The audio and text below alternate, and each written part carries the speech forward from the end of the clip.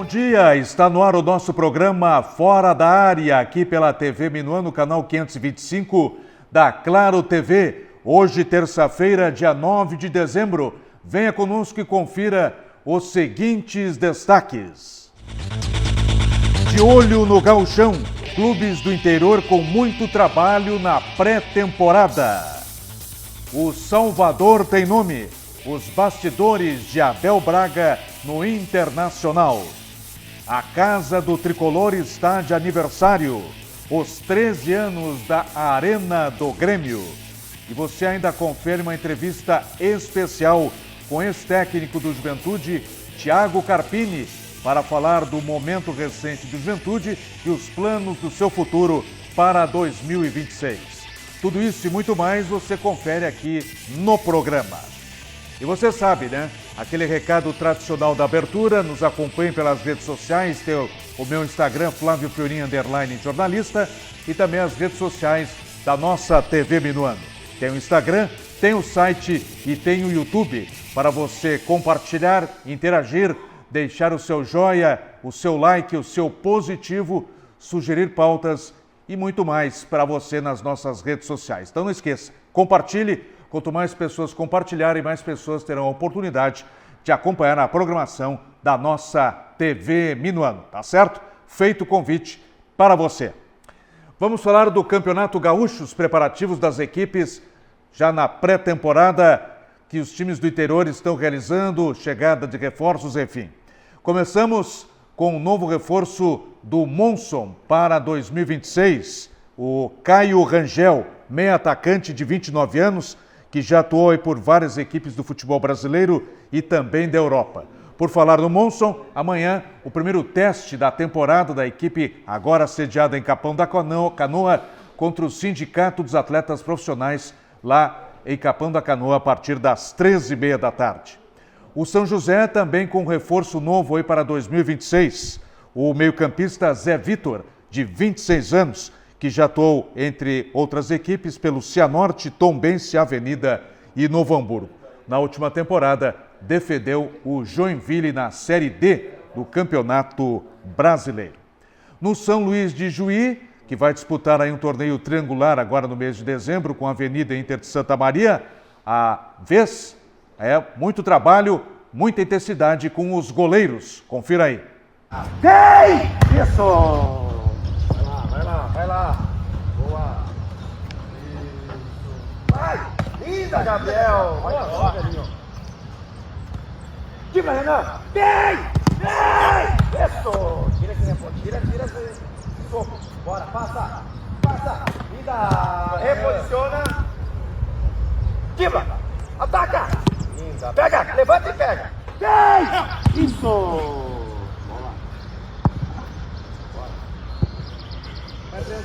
Vai! Linda, Preze!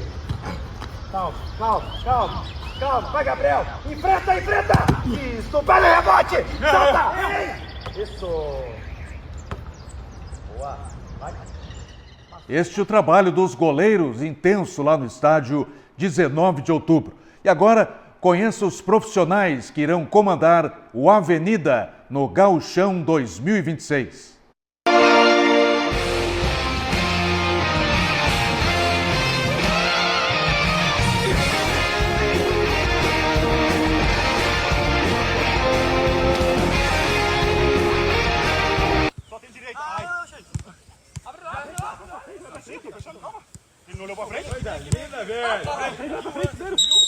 Alô, torcedor dos maiores dos vales, aqui é o Tite, serei o auxiliar técnico do Gauchão 2026. Mais de técnica que poder.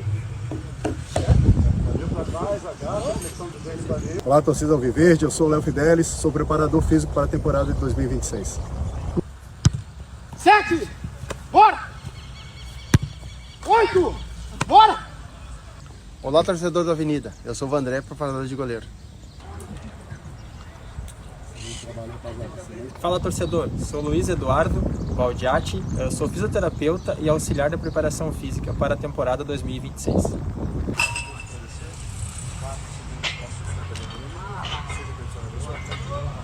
Fala pessoal, meu nome é Felipe, eu sou fisioterapeuta do Esporte Clube Avenida.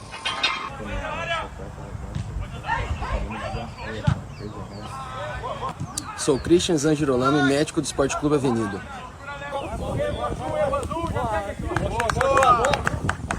Fala, torcida do Periquito. Aqui quem fala é o Fábio Martins, analista de desempenho. Estamos fechados com o Unida aí, fazer uma boa campanha no Gauchão e classificar e, se Deus quiser, fazer um calendário bom pro clube pro ano que vem. Tamo junto aí.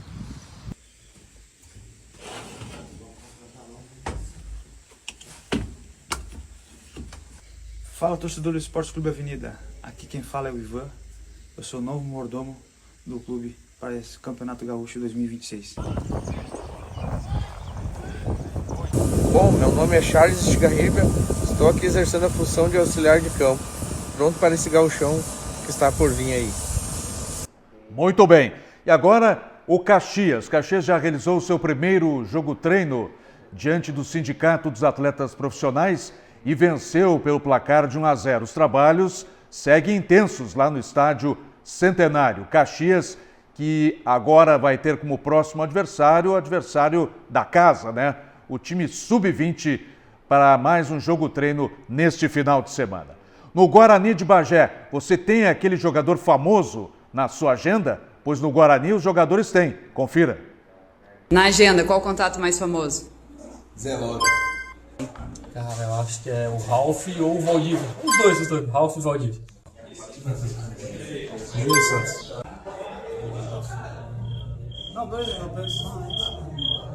Guilherme Mantua. Acho que da minha esposa. Mais famoso, não o mais importante. Acho que o Douglas disse que ele tava com a gente aqui. O Fábio lá do Cruzeiro. Thiago Galhardo.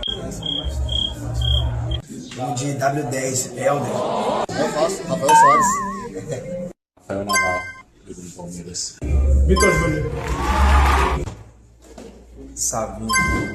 Muito bem. Por falar em famoso, é o nosso entrevistado de hoje aqui no programa Fora da Área, desde Salvador, agora no merecido descanso, no aguardo de propostas para definir o seu futuro profissional em 2026. O ex-técnico do Juventude, Thiago Carpini. Bom dia, professor. Obrigado por estar conosco aí desde a bela Salvador. E o que projetar agora para o seu futuro? Muitas propostas, sondagens, enfim, depois desse recente trabalho realizado no Juventude. Tudo bem, professor? Obrigado por estar conosco aqui na TV Minuano. Tudo bem com todos vocês. Bom dia, Flávio. Obrigado pela oportunidade do bate-papo, a participação, aos telespectadores e ouvintes. Um prazer aqui a gente falar um pouquinho dessas perspectivas, né? De futuro, de carreira, de trajetória, de novas escolhas, novos desafios e um pouco também de tudo que aconteceu no Juventude. Pois é, ficou aquela sensação, né, professor, aquele sentimento de que algo mais, né, poderia ter sido feito pelo Juventude. Não era um elenco, né, para estar na zona de rebaixamento e no final a gente sabe o que aconteceu. Teve esse empate aí muito legal no último final de semana diante do Corinthians, mas ficou aquela sensação de que o Juventude poderia ter escapado, né? E ao mesmo tempo, aquele jogo que eu entendo que foi o divisor de águas contra o Fortaleza lá no Jacone, né? A derrota como aconteceu, não sei se o professor também vê por esse detalhe aí. Sim, acho que na verdade foram vários detalhes, né, Flávio? Quando eu aceito o desafio do Juventude, justamente por um respeito, um carinho que eu tenho pelo Juventude, pelas pessoas que fazem o clube, e uma gratidão por ter sido um clube que me oportunizou em 2023 um cenário nacional, depois do Água Santa, com aquele vice-campeonato brasileiro e o acesso à Série A, e me proporcionando, né, me permitindo mostrar o meu trabalho a um nível mais amplo em outros mercados, e daí em diante surgiram possibilidades onde acho que a minha carreira conseguiu subir um degrau e acrescentar em algumas coisas onde eu não imaginava até que aconteceria tudo tão rápido. Em relação à Juventude, eu sabia que era muito difícil a missão, né? Eu concordo com tudo que você falou, eu só acho que em relação ao elenco, nós tínhamos sim um elenco um pouco mais limitado, falando de Série A e comparando com os nossos adversários. Eu acho que talvez ali uma ou duas peças ali um pouquinho diferente nós teríamos conseguido sim, porque foram detalhes como esse do jogo do Cruzeiro, do jogo do Fortaleza que você citou, o jogo do Bahia, o jogo do Fluminense no Maracanã, e tantos outros jogos, São Paulo na Vila Belmiro, que nós tivemos uma organização melhor no retorno, nós conseguimos competir melhor, de maneira organizada, equiparar em alguns aspectos as nossas limitações e conseguir fazer bons resultados. A gente sabia que virar o turno de uma Série A, quando eu chego no Juventude com 10 pontos, e você tirar essa diferença num retorno de Campeonato Brasileiro contra equipes do nível do Campeonato Brasileiro de Série A, realmente é muito difícil. E nós conseguimos reverter esse quadro até certo ponto. Claro que o objetivo maior era a permanência, isso não foi conquistado. E quando eu falo de limitações de elenco, não é demérito ao que foi feito, porque foi um trabalho de muita qualidade, não só do Júlio Rondinelli, mas de toda a diretoria, dentro das limitações de orçamento que o clube tem, para manter os seus compromissos em dia. Então, sem fazer grandes investimentos, grandes loucuras, mas eu acho que dentro daquilo que nós tínhamos, o retorno foi sim digno de uma equipe do tamanho do Juventude, de maneira digna e organizada. Claro que a gente fica muito chateado com o descenso. Eu cheguei com esse objetivo, com esse desafio. Algumas coisas nós conseguimos melhorar e conquistar, mas o objetivo final ele faltou. Mas fica um aprendizado, fica um legado e eu nunca tinha vivido um momento tão difícil como esse de um rebaixamento. O ano passado no Vitória, uma situação muito similar e nós conseguimos o objetivo, saindo da zona de descenso para a Sul-Americana. E esse ano, no jogo que cravou o descenso do Juventude, os atletas e nós todos saímos de campo do Jacone aplaudidos. Isso para mim tem um peso, uma representatividade muito grande e mostra que o trabalho do retorno ele foi bem feito e nós pagamos pelo início ruim da competição. Pois é. E ficou o sentimento também que as portas estão totalmente abertas, né? Quem sabe no futuro, né? O futebol sempre dá voltas, quem sabe numa oportunidade que o Juventude precisar, você estará à disposição se chamado for novamente, né? Com certeza, o Juventude é um clube que eu tenho muito carinho. Acho que o presidente, toda a diretoria, eles tentaram que acontecesse uma renovação, uma continuidade, mais um ano, até 2 anos. Mas eu tinha deixado algumas situações bem claras que eu vim para um chamado de 4 meses, né, tentar trazer de volta para o torcedor, né, o sentimento de poder acreditar até o final, de chegar vivo até as últimas rodadas, de ter um pouco mais de dignidade dentro de campo. Eu acho que esses foram alguns aspectos que os atletas assimilaram de maneira maravilhosa e o retorno, infelizmente, mesmo tendo sido melhor em relação à performance e também pontuação, não aconteceu, mas sem dúvida ficam portas abertas, um carinho, um respeito da mesma maneira ou até maior, e agora a gente aguarda novas possibilidades, desafios. Óbvio que grandes especulações elas começam agora, esse momento o mercado está muito aquecido, mas eu preciso ter calma, escolher bem o próximo passo para 2026, para voltar a ser um ano bom, um ano vitorioso, um ano onde eu consiga talvez um planejamento de elenco de início de temporada, onde a gente consiga brigar por coisas maiores dentro das competições, e não só por sobrevivência e permanência na Série A, como foi a Série A do ano passado com Vitória e como foi a Série A desse ano com Juventude. Eu tive a oportunidade e o privilégio de trabalhar no São Paulo, um time daquela grandeza, e meu primeiro título no São Paulo mostra para nós como é importante, como é bom vencer, né, e ganhar, e eu quero mais conquistas assim para minha vida, para minha carreira, então acho que essa escolha agora ela é muito importante. E com certeza fica em aberta a possibilidade, quem sabe, o futuro a Deus pertence, treinar o Grêmio, ou até mesmo o Internacional um dia, né? Por que não? Sim, grandes equipes, né, do futebol, não só gaúcho, mas o cenário nacional. Eu acho que tem até por cultura, né, muitos grandes treinadores, Mano, Tite e tantos outros, surgiram para o mercado trabalhando na Serra, e aí eles migraram aí para a capital, para os grandes, e isso talvez seja um caminho natural em algum momento, e por que não? Claro que sempre o desejo ele existe, mas no momento certo, na oportunidade, quando acontecer, vai ser um privilégio, um prazer muito grande. Até porque, eventualmente, você pode ser contactado, ou até uma sondagem, porque o Mano Menezes já anunciou que não permanece, o Abel também fez, como você bem mesmo disse, aí você foi trazido para 4 meses, o Abel para 2 jogos, tem essa possibilidade aberta, a dupla Grenal está sem treinador, quem sabe, né?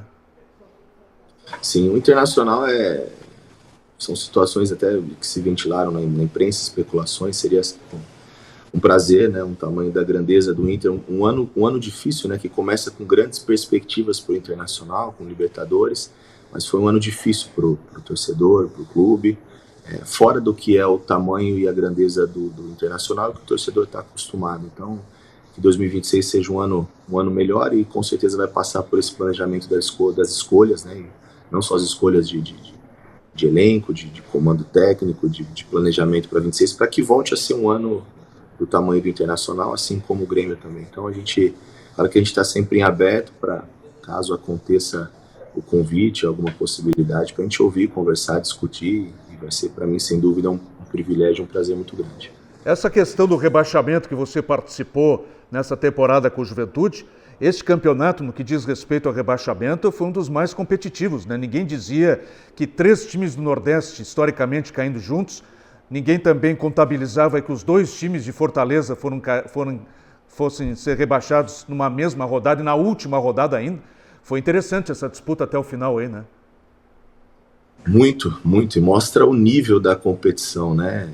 Eu acho que alguns clubes aí, como o próprio Ceará, fez uma campanha muito segura, né? Eu fico muito sentido também pelo Condé, que é um grande amigo, um grande profissional, e passar ali 37 rodadas fora da zona e entrar na 38ª e terminar com rebaixamento depois de uma campanha sólida, né? Consistente, mas que na reta final, né, perdeu, deixou escapar um pouquinho por circunstâncias que só quem viveu ali sabe o que pode ter acontecido. De grandes surpresas, como foi o Mirassol, né, um elenco que vem junto aí há 3, 4 anos. Eu enfrentei o Mirassol em 2023 na Série B, praticamente o mesmo elenco, então essa continuidade, um clube estruturado, então que deu condições de fazer uma campanha surpreendente, de um bom trabalho, de um jovem treinador também, mais um jovem treinador surgindo. Então foram campeonatos que reservaram surpresas para o final, né? E até a gente falava muito da média de corte, né, em relação aos últimos 10 anos aí. Eu não me lembro qual foi o último ano onde 43 pontos não conseguiu a permanência, né? A média sempre foi ali 42, talvez 43 com o número de vitórias, mas sem dúvida acho que subiu um pouquinho o sarrafo no final e mostra o tamanho da dificuldade, o tamanho da importância desse momento, né? Das equipes se organizarem, se planejarem, escolher bem, ter convicção naquilo que está sendo traçado e escolhido para a temporada, porque não tenho dúvida que vai ser, como todos os anos, uma temporada onde as equipes grandes, médias e menores, elas também vão sofrer oscilações. São 12 meses de temporada, 38 rodadas só do Campeonato Brasileiro, mas tantas outras competições, e é inevitável que momentos de dificuldade, de turbulência aconteçam. Então, quando você tem convicção naquilo que está sendo feito, a gente passa por esses momentos com mais serenidade. E um campeonato atípico, né, o ano que vem, um calendário diferente, onde nas 5ª, 6ª rodada do estadual a gente já inicia um Campeonato Brasileiro de Série A. Então eu acho que agora é o momento de boas escolhas e de um bom planejamento para todas as equipes.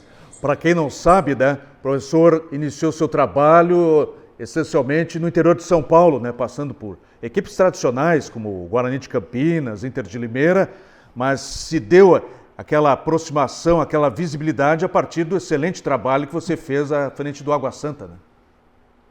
Sim, o Guarani foi o clube que eu encerrei minha carreira como atleta e iniciei como treinador, auxiliar técnico e depois treinador. Assumi interinamente para fazer 2 jogos ali numa emergência, o clube estava uma dificuldade grande na Série B, quase caindo para C, e nós conseguimos a manutenção, assumi para fazer 2 jogos, acabei ficando quase 2 anos.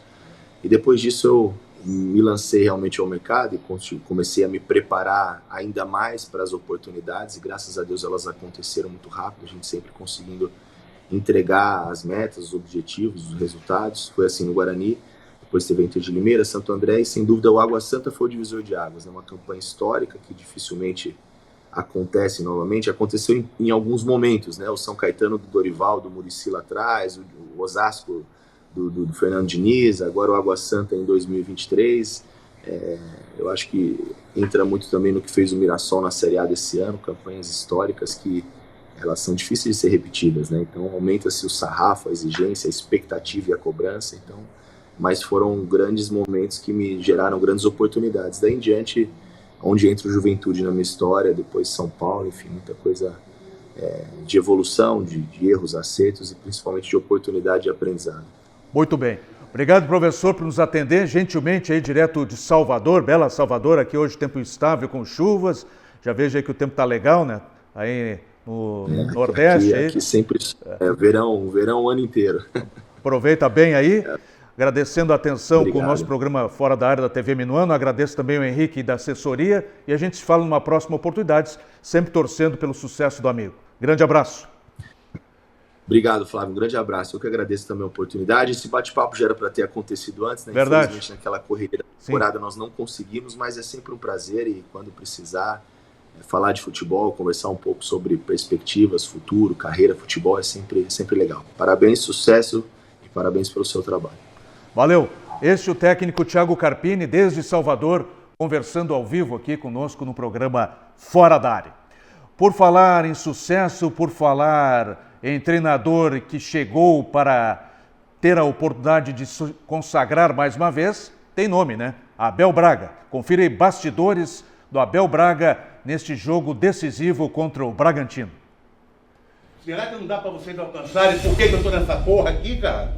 Primeiro, a relação que eu tenho com um clube que isso aqui é como fosse minha vida.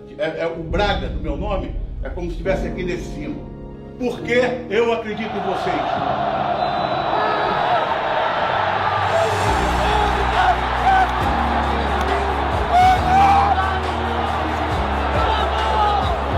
Ô, Juninho!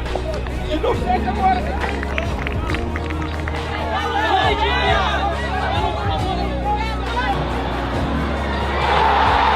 Comigo não tem porra nenhuma. Tem que ganhar.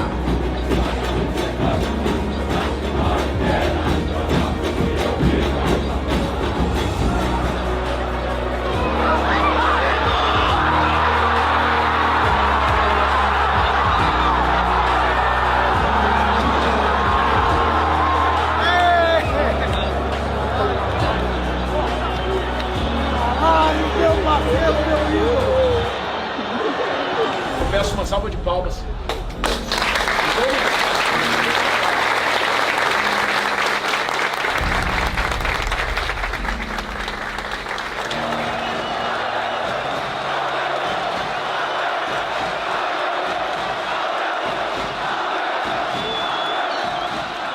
É o Braga, né? O salvador do Internacional que permanece na Série A do Campeonato Brasileiro.